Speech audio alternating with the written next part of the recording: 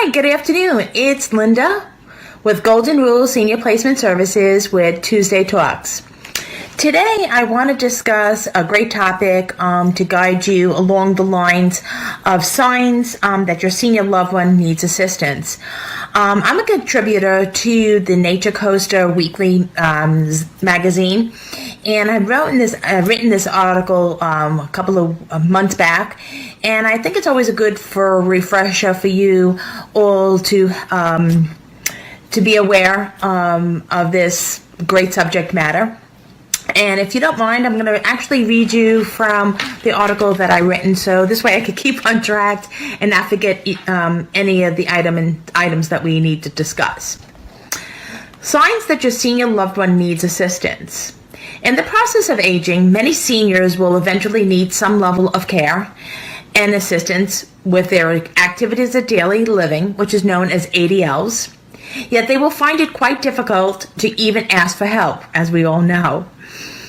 They're admitting that they have the need for help or even accepting any kind of assistance is not easy for people of any age or as they age.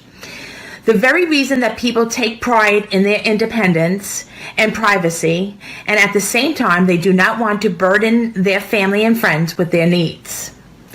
Yet the ability truly falls on the senior family members and friends not only to recognize the signs that their aging loved one might need support with completing tasks and activities of daily living, but to assist them every step of the way. If you are concerned that a loved one may be struggling unnecessarily, it is far better to be proactive in making decisions for their safety, future, and ultimately to ease into a transition of assisted living and a better quality of life. The following is a list of changes and concerns that family members and friends can use to quickly assess a loved one's condition, identify areas of difficulty a loved one is experiencing, and together make important decisions for a safe and fulfilling future. Changes in physical function and mental status is one of the cues that you should be viewing with your senior loved one, and as specific as the ones I'm going to be mentioning. But it's also a good way that you should be journaling this as you are seeing maybe their decline or some of their situations. I would write in a little notebook of things that you notice on a daily basis, weekly basis, so you can keep on track. Okay, just a little good tool for you to utilize. And it's also great to discuss it with the family physician as well too. Difficulty staying on task. Some people blame that we're doing multitasking and we're doing so many things. As a senior, sometimes they cannot stay on task, do one thing, complete it, and then go on to the next. So they dabble a little of this, a little bit of that, a little of that. It's not attention disorder, it's that they just can't stay on task. They get mostly disruptive behavior. So that's something that they have a problem with, and it's difficult for them to stay on task. Not being able to keep track of time. That seems to be very personal for each person. I can recollect a lot of things from my own family members, but keeping a track of time, I know some seniors tend to write things down on a calendar because they're not going to remember it, or what time is an appointment, or since they're involved in a task, they don't realize, oh my God, time is wasting, and they're supposed to be someplace at that period of time. So they get easily distracted. So not being able to keep a track of time is important. Sleeping, napping for most of the day, lethargy is important as well too. Maybe they're over-medicated, but that also is a sign of depression, that they're sleeping and napping just to avoid daily activities, and that's something that they want to engage in, on a daily basis, or there's nobody to engage with. So I'm just going to sleep it away. Having a poor diet or noticing significant weight loss. Two of my clients that I recently placed that seem to be very prevalent for them, severe weight loss. One that is recollective to me, one was living home alone. Shopping was going for the proper food was a very hard task for his mother. The access to it, because she was not driving, was difficult. So she was not eating good food or proper food, and actually lost a great amount of weight. Another one of my clients, actually, the mother lived with him, but he went out to work. So he really left it up for her each day to make sure that she took the meal that he prepared in the refrigerator for her to microwave it and indulge in it.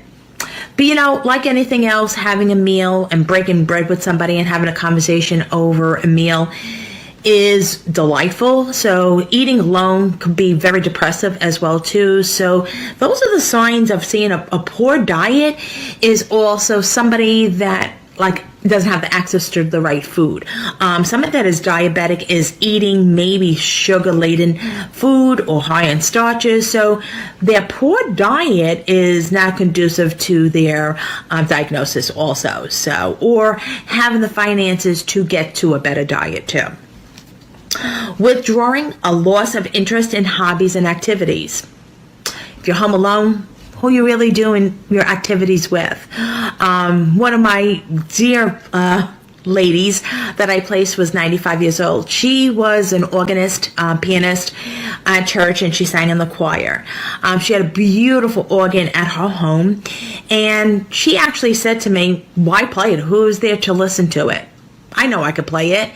But it was nobody enjoying her playing the music. Now she's at an assisted living home. I think she's planning all the activities there. She's very involved in the activities.